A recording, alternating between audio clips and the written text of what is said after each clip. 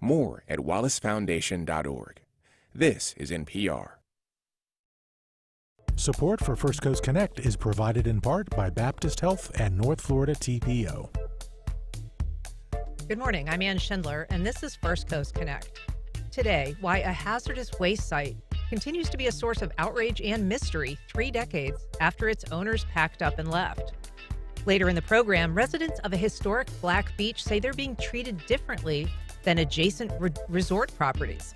We discuss a new lawsuit that aims to level the field and stop vehicle access to their Nassau County beachfront.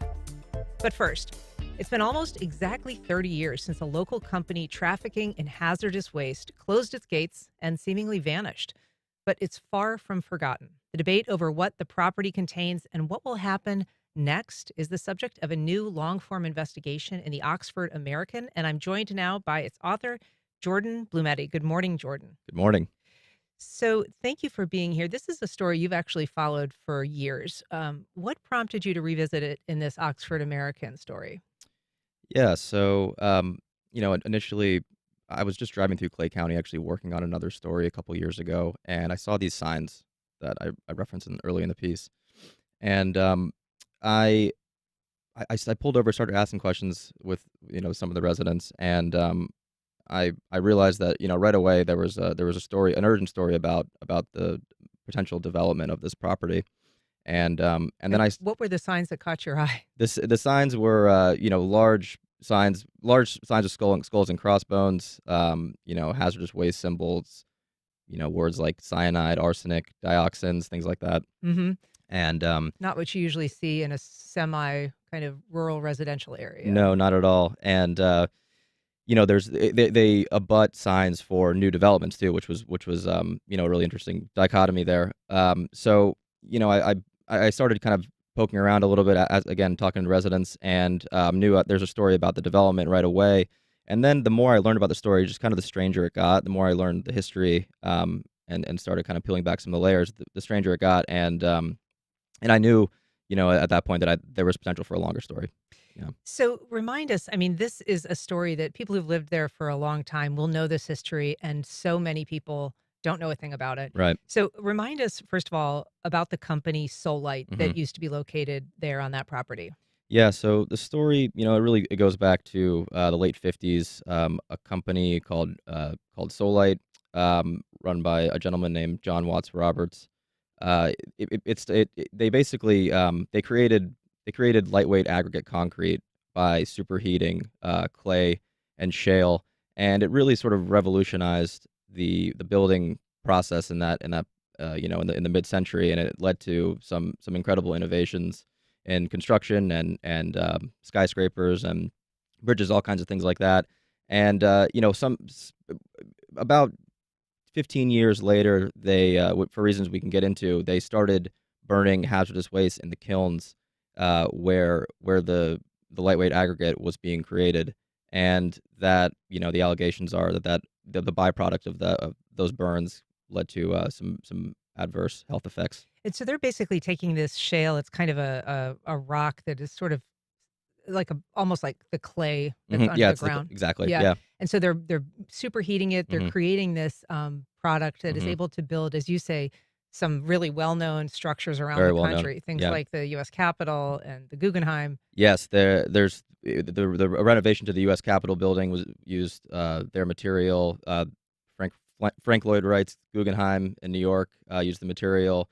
Um, you know, Landmarks, Brooklyn Bridge, Yankee Stadium, Yeah. all over the country. Landmarks in the nation. So it's this revolutionary material that's, selling really well. Hmm. It's being produced other places in the country. But at some point, they discovered that they can burn much cheaper fuels to make it. Tell us what that transition was like and what they started burning. Yeah. So, that transition happened again in the mid '60s. This was during an oil embargo, and their fuel source, it basically vanished overnight, and they were facing they were in dire straits, and they didn't know how they would be able to power the kilns. So it coincided with an outgrowth you know of problems with hazardous waste management in the country. This What is to do with it? How what to to get do rid with of it. it? Yeah, we were producing a lot of it at the time, and there was really no controls on it. I mean, the EPA didn't even exist yet. So, the cement kiln industry kind of came forward with this plan that they could burn hazardous waste as fuel. It's degraded, obviously, but they could burn it as fuel in the kilns, and they could produce their product, and they could also get rid of the hazardous waste, at the same time. And so some of the stuff that they're burning initially are things like spent jet fuel, Mhm. waste oil, solvents, and things like that. And they're taking them to kind of, as you report, they're blending them with a cleaner fuel and then burning them. But at some point, you've talked to people who say that they were burning that and much worse. Yeah, they were burning. I mean, it started with those types of, degraded fuels, those spent fuels, but they were taking, um, everything from medical waste from hospitals. They were taking, um, waste from companies like Sony, waste from they would just take arsenic and things like arsenic and cyanide too, and really kind of whatever they could get their hands on to burn. And some of it, poisonous. And at that time, this I guess was considered a beneficial use, right? We're using it to fuel our kilns. Right, We're getting rid of this terrible hazardous waste, so you don't have to store it anywhere. right. Um, and so it ends up being just an enormous amount of hazardous waste, as you report. Give us a little sense of the amount that Yeah. they were trucking in and training into the site. Yeah, there was, I think annually there's about 2 million pounds of hazardous waste that came just to Clay County. And I should mention too, at a certain point, they kind of, I think the company kind of realized that they can make more money burning hazardous waste than they could with just producing the aggregate. So that's one of the reasons why they just started taking things that really weren't covered by whatever limited regulations did exist at the time. Um, but yeah, they were, I think it's 25 rail cars a day. There was about, I think, 6,000 pounds of ash, dumped into some of the water bodies on the property per day. Um, and it was the byproduct was running off in the water effluent, from cleaning the product after it came out of the kiln, and then also smokestacks as well. And some of the pictures that we're showing, are showing the site as it was left, and then also some pictures of the area today. One of those photos is of this the rail trestle that Mhm, leads into the Solite factory, which mhm. is sort of iconic for people who might know it. It's like a Leonard Skinner album cover, where they're on this Green Cove Springs Right. trestle. Yeah, yeah, I kinda discovered that midway through, working on the story, but the Leonard Skinner practice space was very close to Solite, Florida Solite. That trestle is actually it's not the one that goes directly into it's one of the ones that lead into the property, but it's not the one that goes directly over Black Creek. But, yeah, it's right there, I mean, and it's again, I write about this in the piece, but that creek is really, it's central for the residents of Clay County. I mean, that's where everybody spends their time, and it's been traversed for many many years, by all the residents going back to Native Americans. So we mentioned that at some point Solite packs up and leaves. Hmm. And there had been some growing calls, some lawsuits filed in the early 90s, residents saying they're burning hazardous waste. Hmm. There was a study done by the American Lung Association that found dioxins and furans Hmm. in the fugitive emissions that were Hmm. coming off that site. And so there was this growing community pressure about what's going on at this site. Is it a hazard to us? And then they leave. Yeah, they left. Some of the reasons they cite for doing so were just the cost of doing business got much higher. But that is sort of a, I think, in my opinion, it's a euphemism for just for increased pressure from not only the citizens but also state regulators too, because they were in the midst of applying for a new permit that would allow them to burn a lot more hazardous waste, and that's kind of when the screws came down on them. If you're just joining us, we are talking about a new article in the Oxford American about the Solite plant in Clay County. It's a former hazardous waste site. It remains a community concern. And if you have questions or comments, you can join our conversation. Give us a call at 904-549-2937 or email us at firstcoastconnect@wjct.org. You can also tag us on social media. You talked about the waterways nearby and why that's a concern, but we haven't really gotten into the issue of these ponds that are Hmm. on the site. So this property that they own is, 900, 1,000 acres, but the portion of it that was used specifically to manufacture and then to burn this hazardous waste is just a fraction of that. Yeah. And on that site, there are a number of these ponds. Tell us what you know about the ponds, what people who've worked there have told you about the ponds, what Hmm. they were used for, and how they appeared. Yeah. Early on, I just really I thought it was a lot of heavy breathing about these things. It was all very abstract until I really went there and started to kind of hear these stories for myself. And it turns out that they have been credible. Everything that I was told for the most part has been independently verified in some way. But yeah, so there's many lakes on the property, some man-made, others not. But there's one in particular that all of the, as I was saying earlier, all of the effluent from the actual the kiln itself, it's called a wet scrubber that actually cleans the product after it comes out the other end of the kiln. All that sort of just drained through unlined ditches into a pond, which they called the nightlight, because it glowed at night because of the allegations are because of the pollutants that were in there. And then there's also right next to, on the other side of the scrubber pond, AKA the nightlight. There's a freshwater pond where it's alleged that all of the equipment, basically all of the equipment, was pushed into when they left, very abruptly in '95. And not only that, but equipment for decades that they were just kind of they didn't need anymore. They would just kind of dispose of in there. That's the allegation. And we're talking about dump trucks, cars, catwalks, you know, potentially even like parts of buildings, these types of things. And then there's another lake, a big lake that has kind of man-made peninsulas in it, and a couple of the employees had told me that those peninsulas were built to as burial sites for drums of hazardous waste.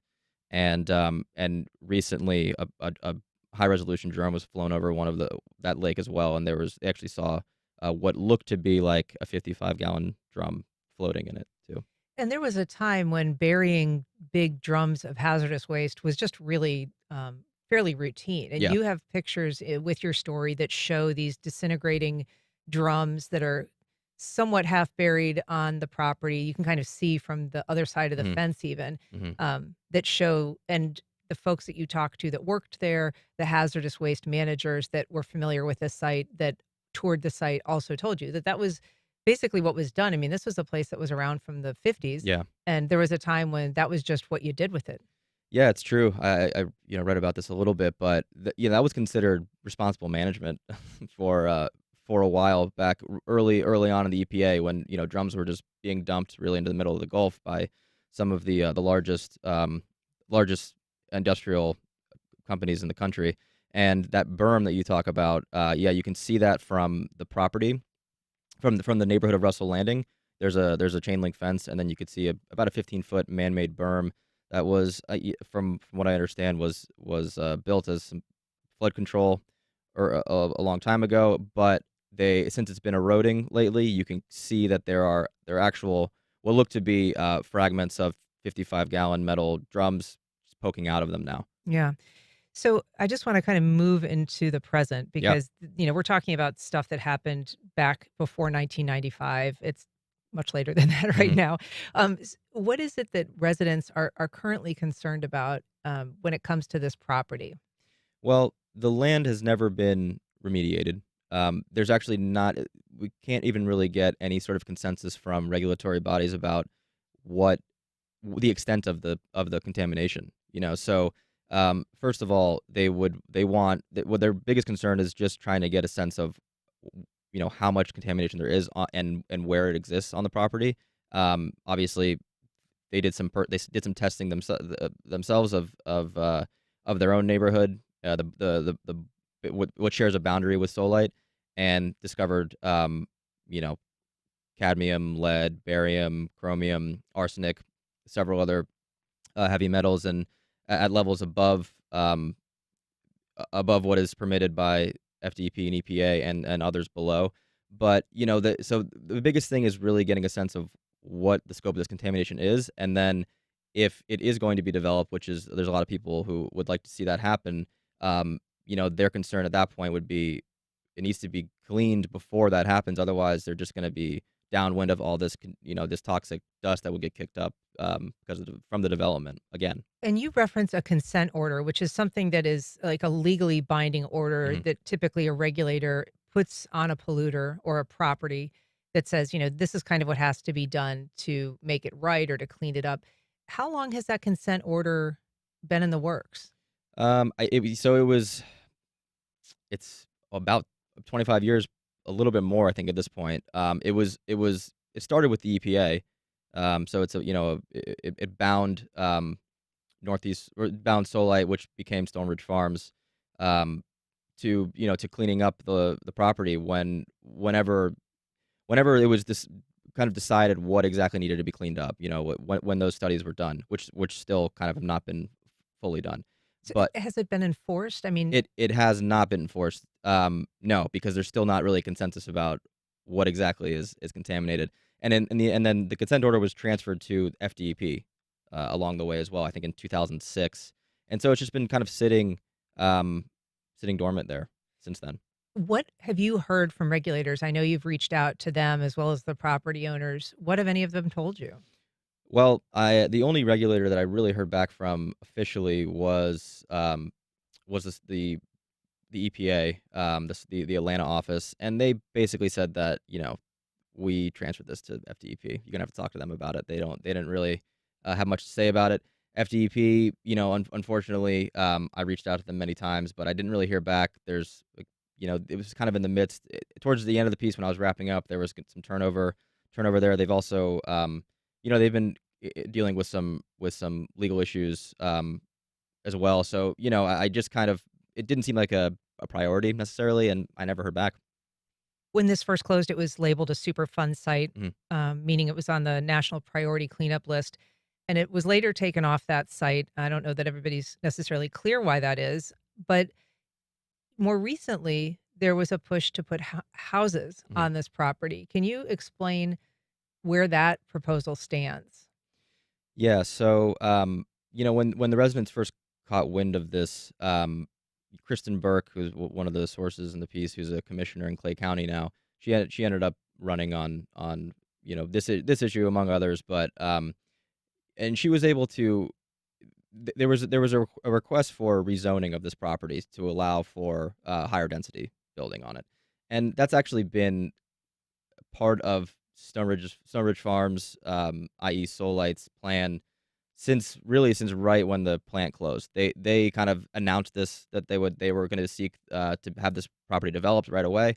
And for whatever reason it took them a long time to sort of get to the point where they're actually presenting plans and had a developer and had some handshake deals in place for the residential units to be built on this property.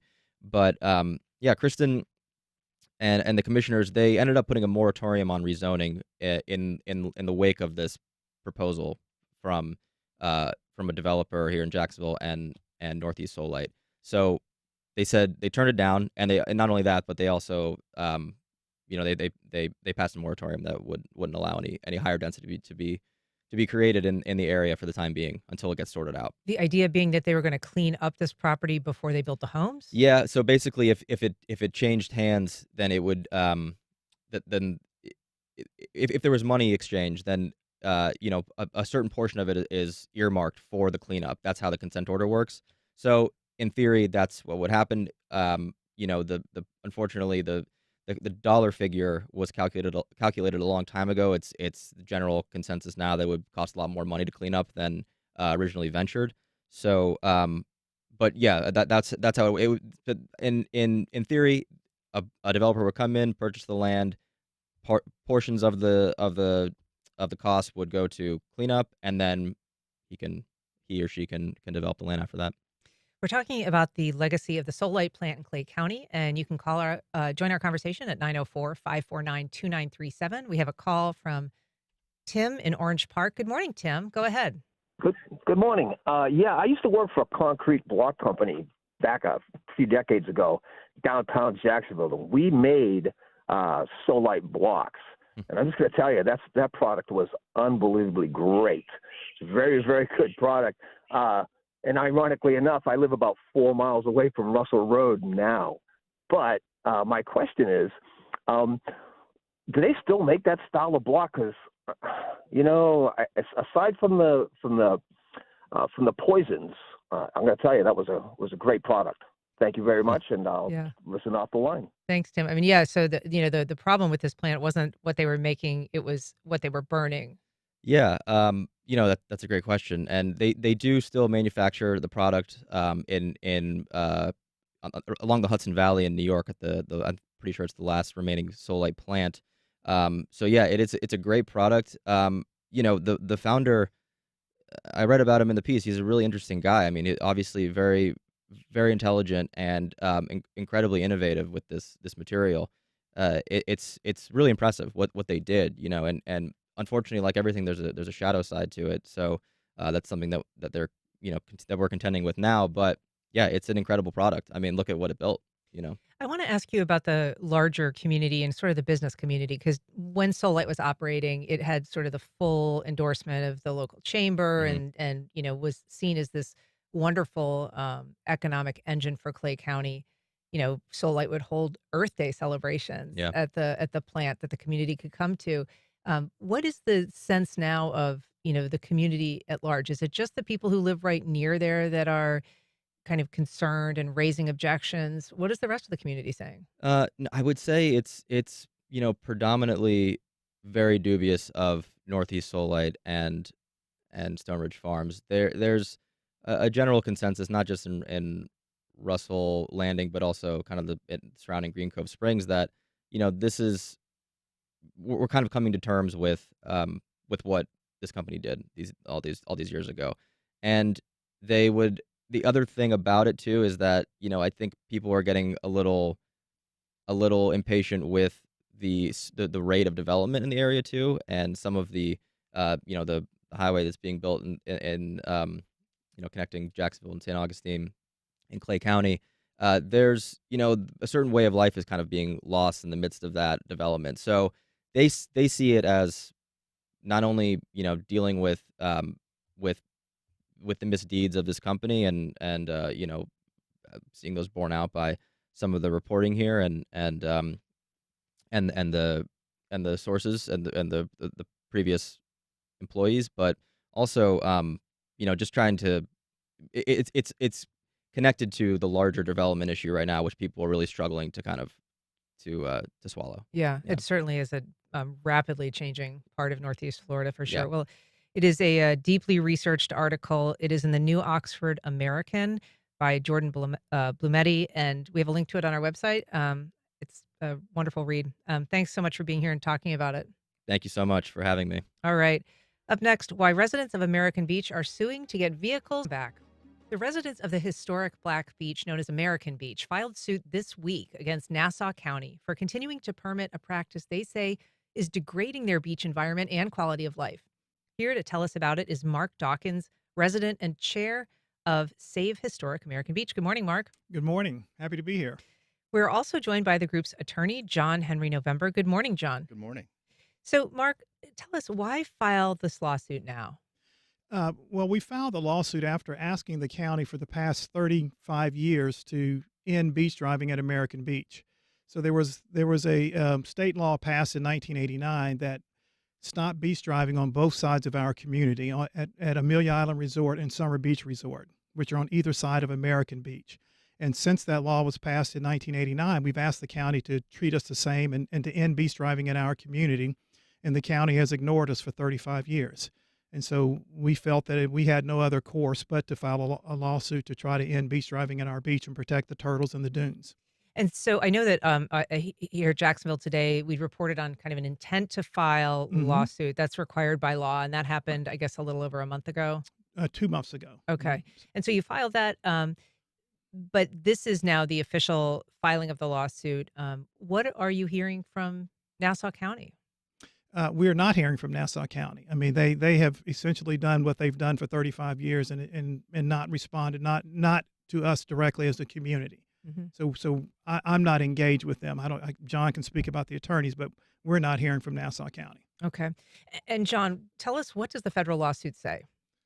It is a suit for injunctive relief and for declaratory relief that Nassau County's beach driving policies are in fact violating the Endangered Species Act, and that's due to the loss and the death of turtle hatchlings there in Nassau County, and also the fact that it's reasonably likely, unless they take additional precautions and protections to the maximum extent practicable to reduce the likelihood of future deaths, that they can't do that anymore in Nassau County. And I know in your filing you included some photos, particularly of sea turtles, a sea turtle hatchling that appeared to have been run over by a tire on the beach. Why is it? I mean, we all love sea turtles, but why is it the county's responsibility to do anything about whether or not sea turtles are getting run over? Due to the fact that the county permits others to drive on the beach, they are then responsible for that driving and any incidental take that happens as a result of that otherwise lawful activity. And so it's our opinion that they have to go through a detailed conservation planning process. And then once they've completed that process, apply for an incidental take permit from the U.S. Fish and Wildlife Service to ensure that they've done everything they possibly can to ensure that we don't lose these turtles in the future. The pictures that we're showing on the screen as well show people driving very close to or almost on the kind of lip of the dune. What is the role of beach driving when it comes to just kind of the dune ecosystem, and how is that relevant? Well, especially for the Endangered Species Act lawsuit, sea turtles typically lay their eggs right at the toe of the dunes. And so the fact that they are allowing beach driving right there at the same place where sea turtles have historically laid their eggs causes a massive conflict. In addition, the tire ruts that occur when 4x4 vehicles drive on the beach makes it very difficult for the turtles to make their way into the ocean. And then lastly, when you compact a sea turtle nest, the eggs in those nests, the embryos can lose the opportunity to be born. So it's on many different fronts that it's important to take all precautions necessary to stop that from occurring in the future. Can you, Mark, just for people who don't understand, maybe who haven't been to American Beach, how beach driving impacts the folks who live there? Yes. So let me first say that we support people using the beach. We want everyone to come use the beach. We think it's a beautiful beach at American Beach. We invite people to come see our museum, learn the history of American Beach. We just don't want driving on the beach. And so how it impacts our community, as John just said, is the sea turtle hatchlings cannot be born on our beach as they can at other parts of the beach. We're one of the few areas in America at Amelia Island where you can drive on the beach. We want the same protection for the sea turtles at our beach as you have at every other beach. One of the other issues is the safety. So if you come out on a weekend, we will have a line of cars from one end of our beach to the other end of the beach.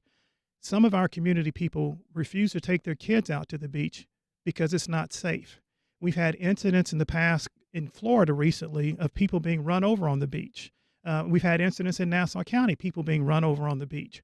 And so we have kids, we have grandkids. We want to enjoy the beach safely.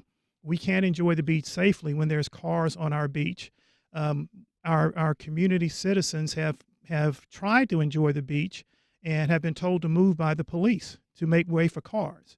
And so again, this is our community, this is our beach. We want everyone to enjoy it, but beach driving, we don't think should be allowed. In fact, the Florida Department of Natural Resources in 1989 actually said beach driving is a dinosaur and it should be stopped. And that was in discussions with the county. The county chose to stop it at Amelia Island Resort and Summer Beach Resort, but to keep it at American Beach. And, to your point, there was just last week a couple of teens who were run over on a beach in Sarasota County by a lifeguard. So it does happen. We have a call, I believe, from Kyle. Good morning, Kyle. Go ahead. Yes. To your point, there was just last week. Kyle, if you can turn down your radio and go ahead. Yeah, sorry about that. My name's Kyle. I'm a resident of Bernardino Beach. I think there's a couple things going on here. Number one, it's saying it's an environmental issue with the turtles. So Nassau County has a really good program. If you go out during turtle nesting season, you'll see how many nests are identified. And not once have I heard of these nests being run over or anything like this. And number two, American Beach is, if you go to that area now, you see it filled up. It's no longer, you won't see any black people there. So it's mainly people with their vacation homes. And I think the main issue is they're tired of seeing, a bunch of people and cars on the beach. I do not believe this is an environmental issue. This is more of a restricting beach access to the public issue. Thanks, Kyle. So we mentioned, Mark, this is a historic Black beach. It has seen a lot of growth recently, and it has become a more popular place for the entire community, not least because it does provide this beach driving access. To his question, though, he's saying this isn't about turtles. This is just about a community that doesn't want beach driving. Is that fair? It's totally unfair. We have heard that we're trying to privatize the beach. We have no interest in privatizing the beach. Bernie Park has 200 parking spaces there. Evans Rendezvous, in the heart of our community, has about 50 parking spaces. So there's 250 parking spaces at American Beach that people can use. Come park your car, walk out to the beach, just like we do. We walk from our houses to the beach. We want people to use the beach. It is a beautiful beach. So, for someone to say we're trying to privatize the beach when there's 250 parking spaces in our community for people to park and use the beach, it's just foolishness. It's completely untrue. It is interesting, as you say, the beaches adjacent to the north and the south, which are resort beaches, don't have beach driving. Those are not public beaches per se. Correct. They are somewhat privatized, and they are, mostly inaccessible unless you're, a patron. Right. Well, what's interesting is we were the first resort on the island. American Beach was founded as a resort in 1935. If you go back and look at the historical documents, it refers to it as American Beach Resort. So, we were the first resort on the island. So when they passed the law in 1989, they protected Summer Beach Resort and Amelia Island Resort, but they did not protect American Beach Resort, even though we were the first resort on the island. So again, like I said, we've been asking since they passed that law in 1989 to treat us the same. We were the first resort community on the island. So why are other resorts being treated one way and we're being treated a different way? What do we know, either of you, about the history of that agreement when it was reached in 1989, what those discussions were, and why it was that American Beach was essentially excluded from those conversations?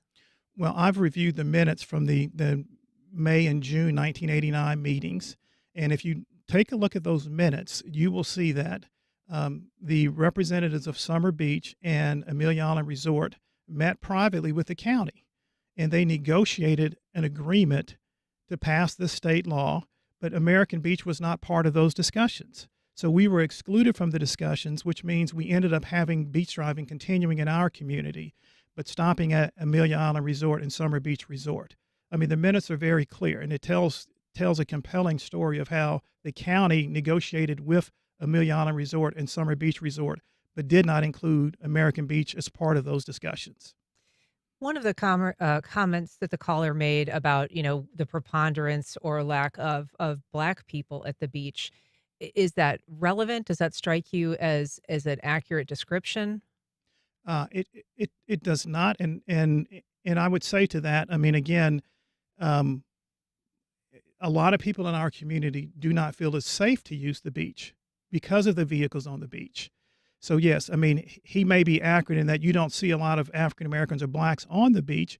It is because we have four-wheel drives all over the beach, and we don't feel it's safe for our kids to go out and play unless you're going to sit there and watch them 100% of the time. You can't let them just enjoy the beach. So yeah, there's truth in what he says in terms of not seeing many Black people at the beach, but it's not because we don't want to go to the beach. It's because there's four-wheel drives all up and down our beach. And it's just unsafe to take your kids out to the beach. And so how unified is the community in terms of this lawsuit? Are the people who live, property owners in the American Beach area, largely supportive of this lawsuit? Yes. in our property owners association, I would say 90% of our community supports the ending of beach driving. The other 10% also support ending beach driving, or they would prefer that the county open beach driving to the entire island. And I would say I'm against beach driving, but if the county did open up the entire island to beach driving, I wouldn't be here. We want to be treated the same as every other community on the island. So if you open up the island to beach driving, even though I don't support beach driving, I could live with that because my community is being treated the same. The issue for us is being treated differently than the rest of the island.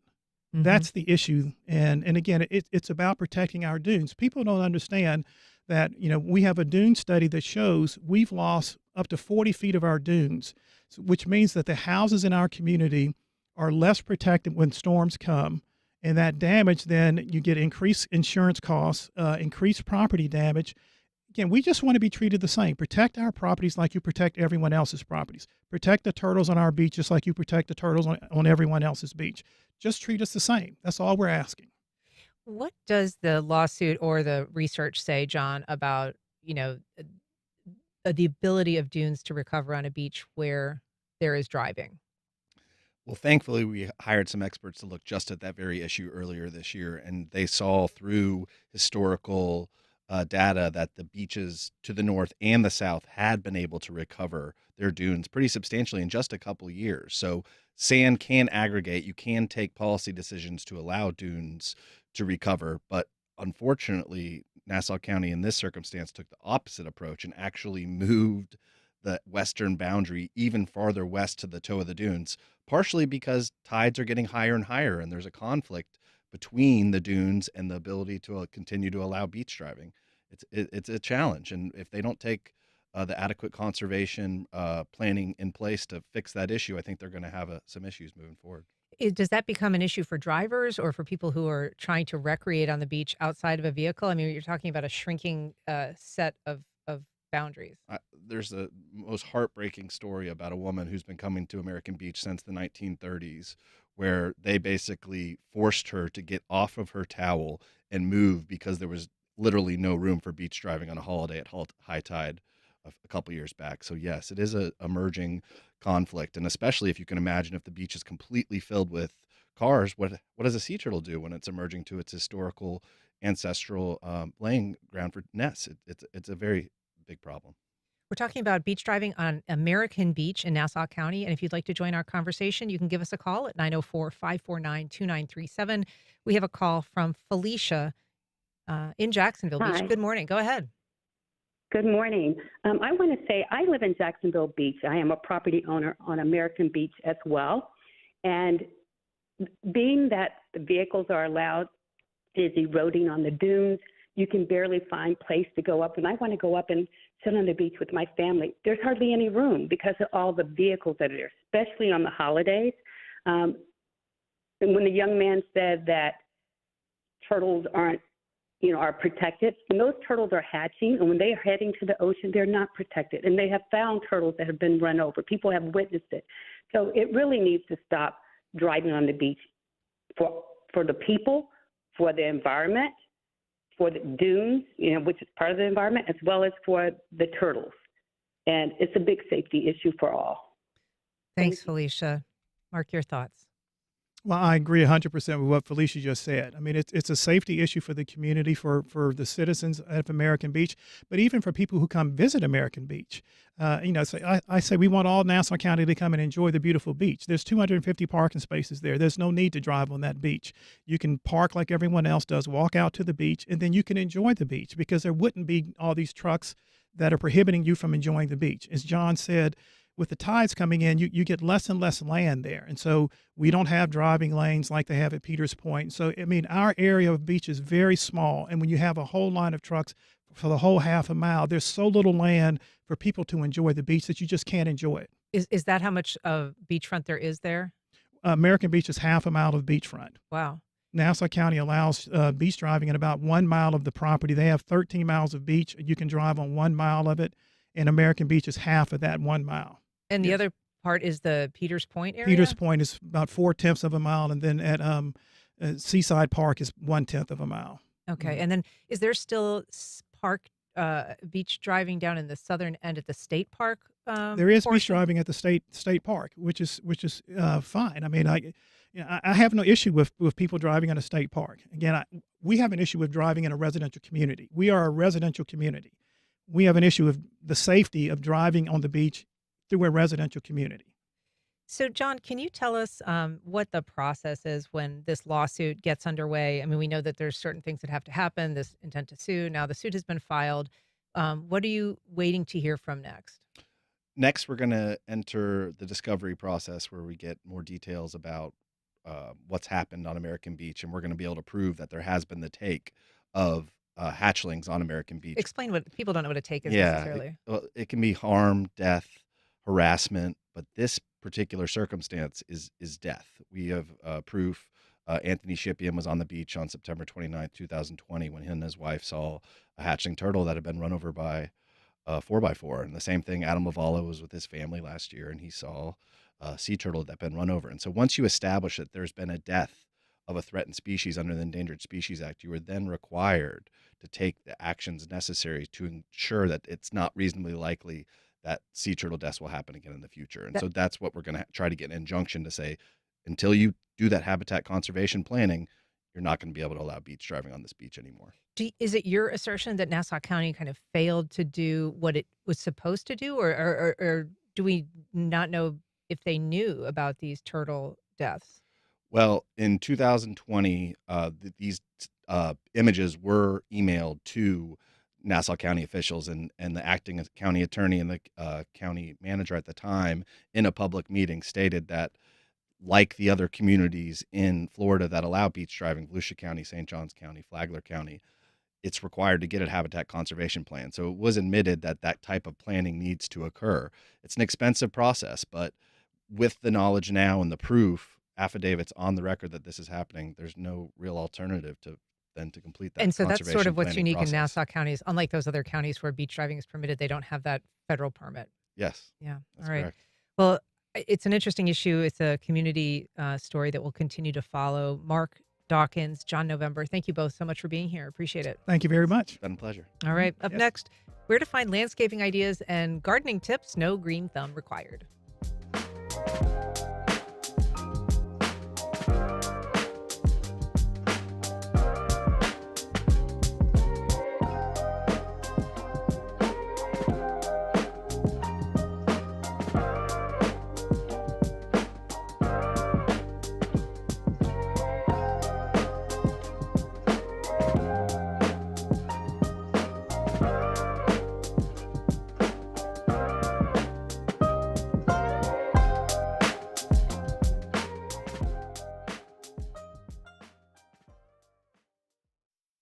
If you've never donated to the station before, that's okay. Public radio is available to everyone for free.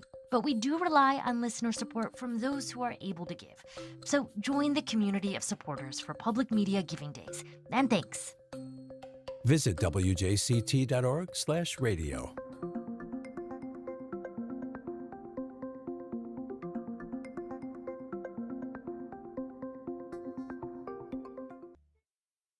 Austin, Texas was known as a funky liberal haven in deep red Texas. Now there's big tech money pouring in and huge growth. There was a warehouse district in the 80s and 90s, and there were all these punk clubs there. Now it's like gourmet chocolate and a $18 salad place. Politics, prices, and the so-called PayPal mafia. How life is changing in one of the fastest growing cities in America. That's on the next On Point. Today at 11 on WJCT News 89.9. Americans consume more than 2 or 3 times the recommended daily amount of sugar. Now, HHS Secretary Robert F. Kennedy Jr. says sugar is poison. For our next installment of our series, In Good Health, we dig into that claim with the experts and you. That's next time on 1A. Today, starting at 10 on WJCT News 89.9.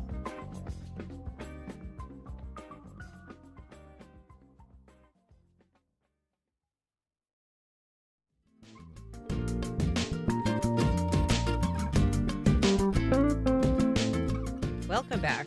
Well, if you're looking to turn your yard into something more than a weekend chore, inspiration awaits. The destination Yardens of Riverside and Avondale are open for inspection and advice. And here to tell us about it is Shannon Blankenship. She's the Executive Director of Riverside Avondale Preservation. Good morning, Shannon. Hi, Anne.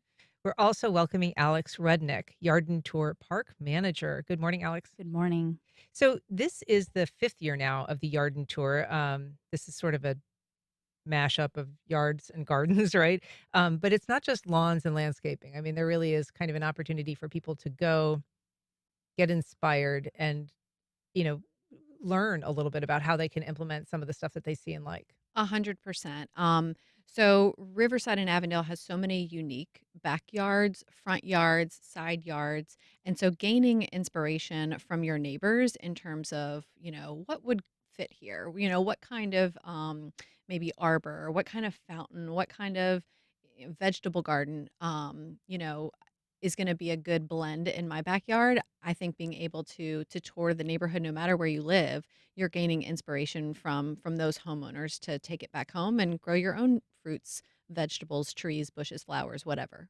Alex, how do you keep it from being just kind of like that Instagram envy? Like, oh, they've got these great yards and this beautiful vegetable garden, and my yard is just kind of like a dispiriting mess. I mean, I think you do what you can. You take what you can from what you see in the different yards and you can implement it piece by piece. We've got some master gardeners and a lot of great advice there, too, that you can learn from. So that is a cool thing. I mean, you go to these yards, there actually are people on site that you can ask specific questions to. Yep, exactly. Yeah. And so how do you find those people? Are they affiliated with those particular yardens that they're in? And are they focused on different kinds of things like, whether it's an edible garden versus a, more manicured landscape? Sure. So we try really hard to have a great diversity of garden styles on the tour. So you're going to see some folks that love flowers. We have one particular home this year. We call it Avandalia Manor, but we'll have over 300 dahlias in bloom at the time. And so she's taken her property and just, invested her heart and soul into flowers. And so you can sort of learn from the homeowner there what they've done. Another home is going to have a lot of raised beds vegetable gardening that you'll be able to see. Some of the other homes, I think, have really cute little manicured sections where you can see nice seating areas and bushes and shrubs. And a master gardener is going to be on site at every location with plant tags at every location. So you can identify plants, learn more about their benefits, and then ask questions about growing them at home. Oh, cool. And so how do you select the people who are on display? So first of all, anyone can nominate a neighbor, that's doing something really great. But really, we have a garden tour committee that is constantly roving the neighborhood, especially right now in spring, where everything is blossoming and beautiful. And then we'll put forth a prospect list so that way we can reach out and make sure we get that diversity of vegetable gardening, native plants, and other styles. Because you like it to be a mix like that. Yeah. So the tour will be dynamic for everyone that joins. So in addition to being, just kind of a cool thing to wander around and to do and to learn from, it's also a fundraiser, right? This is about kind of helping the Riverside Avondale Parks community. Yeah, that's correct. So Riverside Avondale Preservation Board decided last year that all the proceeds from the Yarden Tour will be used in the parks in the neighborhood. So there's actually a park on the tour this year, John Murray Forbes Park, and that has been really restored. We want everybody to see it. It was used as a construction staging area for many years, and now it's a beautiful riverfront park. This kind of runs like a linear park sort of in front of St. Vincent? That's it, yep. Yeah. So Riverside Avondale, the Parks Department, and St. Vincent's really worked to build it up, so you can come by. And so what is the goal with that park, or what has been done to kind of make that a better experience than like a construction staging area? Well, it didn't take much, but no, we did a lot. We added pathways. There are benches there now, and there's this really beautiful large planter that's really eye-catching, along with the name of the park in large letters. And some of the funding from the Yarden Tour went to make that happen. And there is also some focus on Riverside Park. Is that true?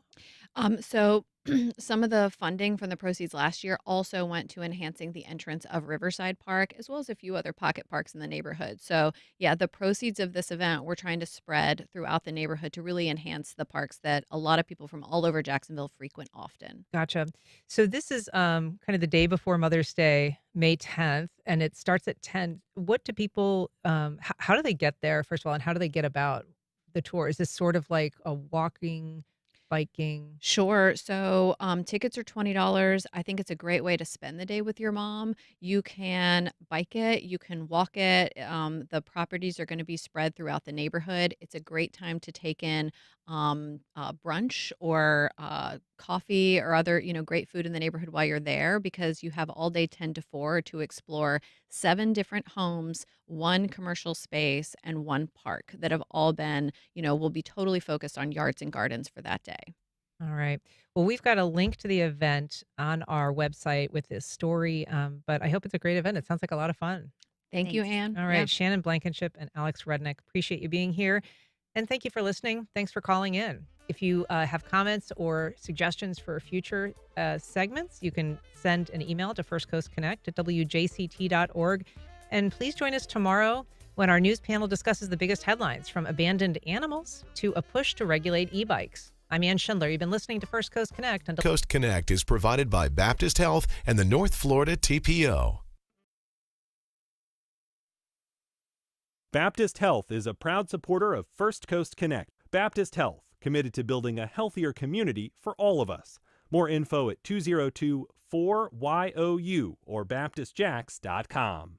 The North Florida TPO is dedicated to transportation planning, funding, clean fuels, and new technologies for a vibrant, resilient, and connected region. More information available at northfloridatpo.com. AEG presents Hauser, the Rebel is Back tour. The Croatian cellist brings his blend of classical, pop, and rock music to the St. Augustine Amphitheater on Sunday, May 18th at 8 p.m. Information at theamp.com.